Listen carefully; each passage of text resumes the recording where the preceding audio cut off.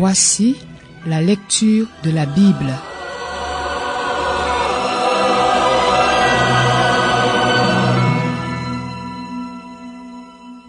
Exode, chapitre 39. Avec les étoffes teintes en bleu, en pourpre et en cramoisi, on fit les vêtements pour le service dans le sanctuaire, ainsi que les vêtements sacrés pour Aaron, comme l'Éternel l'avait ordonné à Moïse. On fit l'éphod en or, en fil bleu, pourpre et cramoisi et en fin lin retors.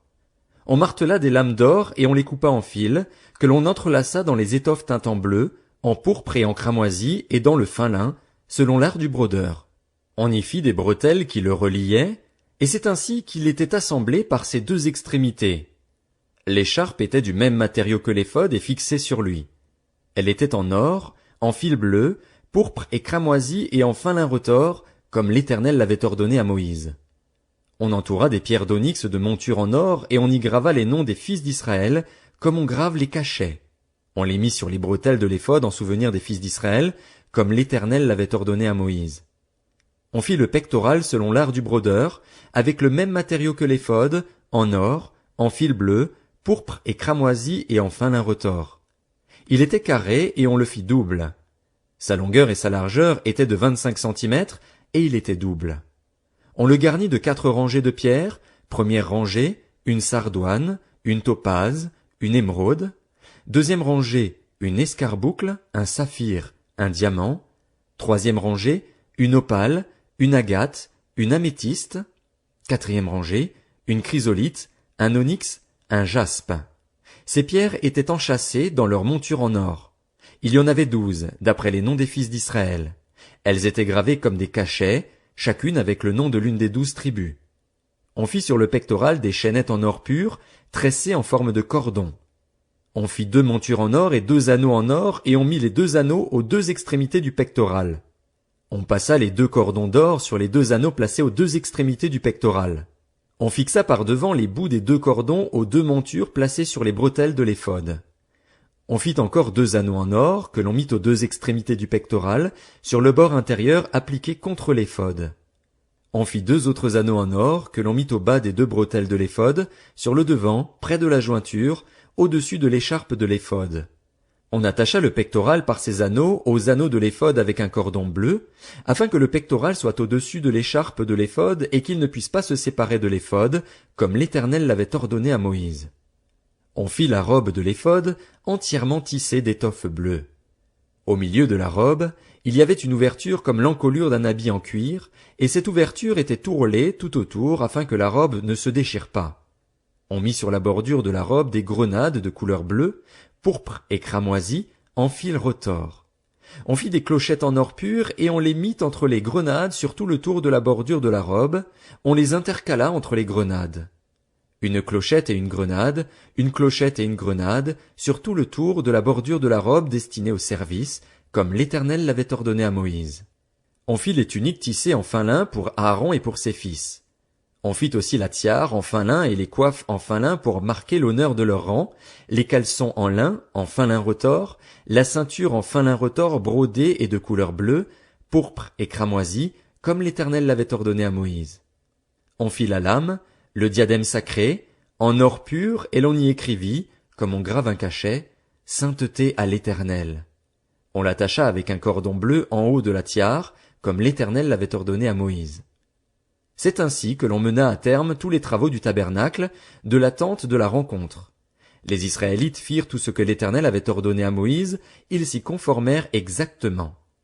On amena le tabernacle à Moïse, la tente et tout ce qui en dépendait, les agrafes, les planches, les barres, les colonnes et les bases, la couverture de peau de bélier teinte en rouge, la couverture de peau de dauphin et le voile de séparation, l'arche du témoignage et ses barres, ainsi que le propitiatoire, la table, tous ses ustensiles et les pains consacrés, le chandelier d'or pur, ses lampes, les lampes préparées, tous ses ustensiles et l'huile pour le chandelier, l'autel d'or, l'huile d'onction et le parfum odoriférant, et le rideau de l'entrée de la tente, l'autel de bronze, sa grille de bronze, ses barres et tous ses ustensiles, la cuve avec sa base, l'étoile du parvis, ses colonnes, ses bases et le rideau de la porte de cette cour, ses cordages, ses pieux, ainsi que tous les ustensiles pour le service du tabernacle, pour la tente de la rencontre.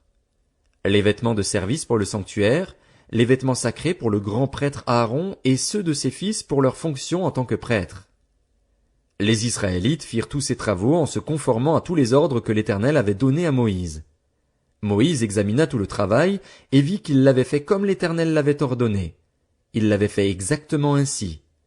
Alors Moïse les bénit.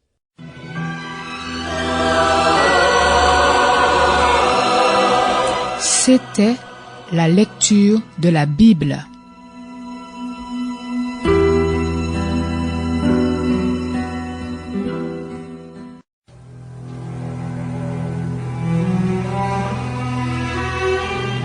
Voici la lecture de la Bible.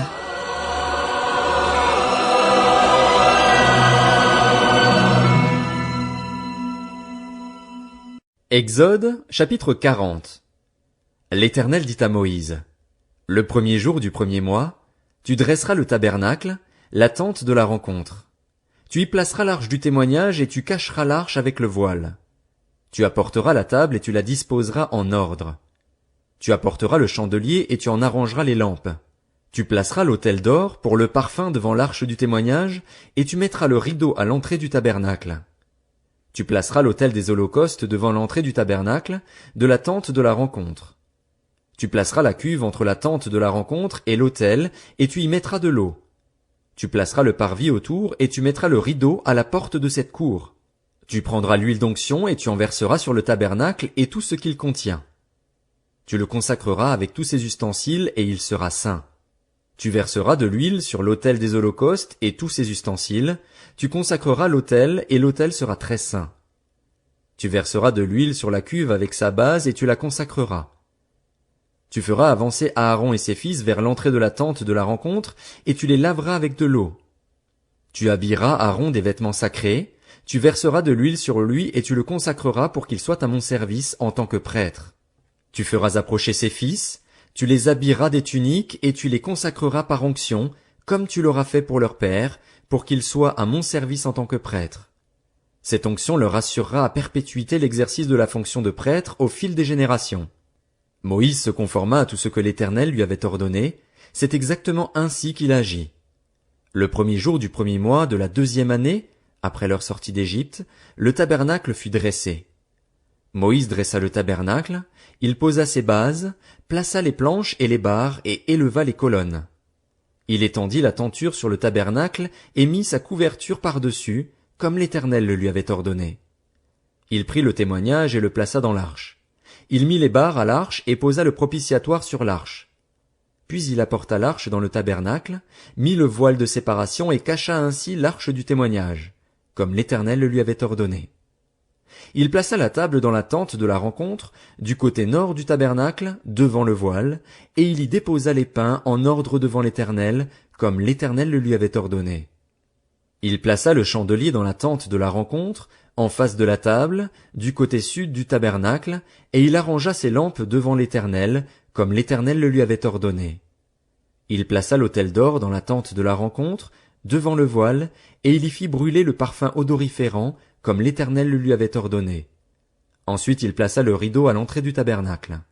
Il plaça l'autel des holocaustes près de l'entrée du tabernacle, de la tente de la rencontre, et il y offrit l'holocauste et l'offrande, comme l'Éternel le lui avait ordonné. Il plaça la cuve entre la tente de la rencontre et l'autel, et il y mit de l'eau pour les ablutions.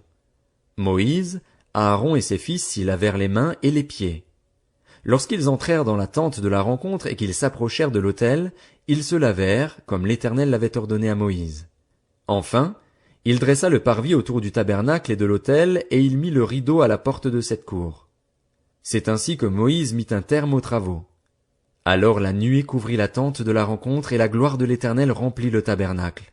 Moïse ne pouvait pas entrer dans la tente de la rencontre parce que la nuée restait dessus et que la gloire de l'Éternel remplissait le tabernacle. À chacune de leurs étapes, les Israélites partaient quand la nuée s'élevait au-dessus du tabernacle. Et si la nuée ne s'élevait pas, ils ne partaient pas jusqu'à ce qu'elle s'élève. De jour, la nuée de l'Éternel était sur le tabernacle. De nuit, il y avait un feu à l'intérieur de la nuée. Elle était visible de toute la communauté d'Israël à chacune de leurs étapes.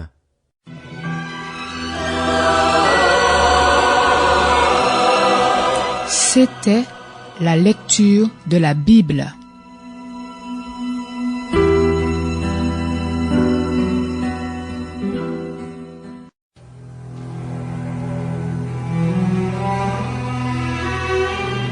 Voici la lecture de la Bible.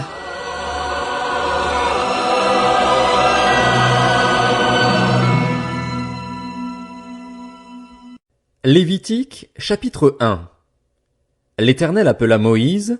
De la tente de la rencontre, il lui dit: Transmets ces instructions aux Israélites. Lorsque quelqu'un parmi vous fera une offrande à l'Éternel, il offrira du bétail, du gros ou du petit bétail. Si son offrande est un holocauste de gros bétail, il offrira un mâle sans défaut.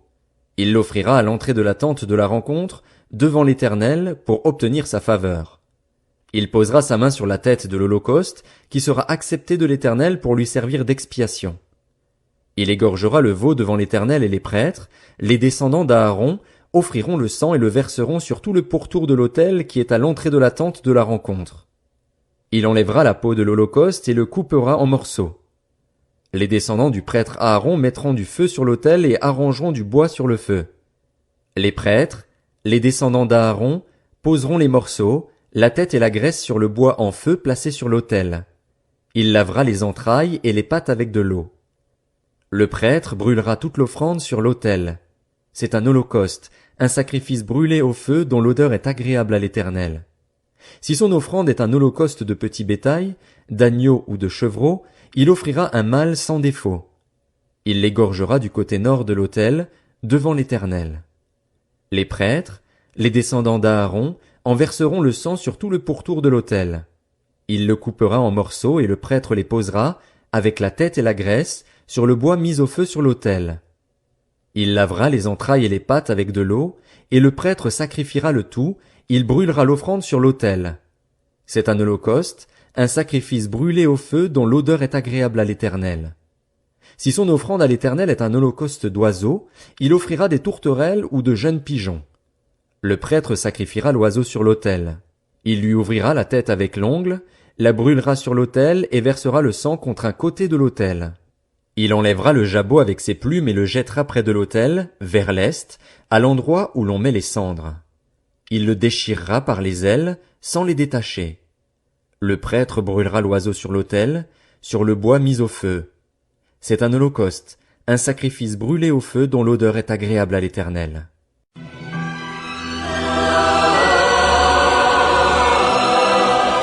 C'était la lecture de la Bible.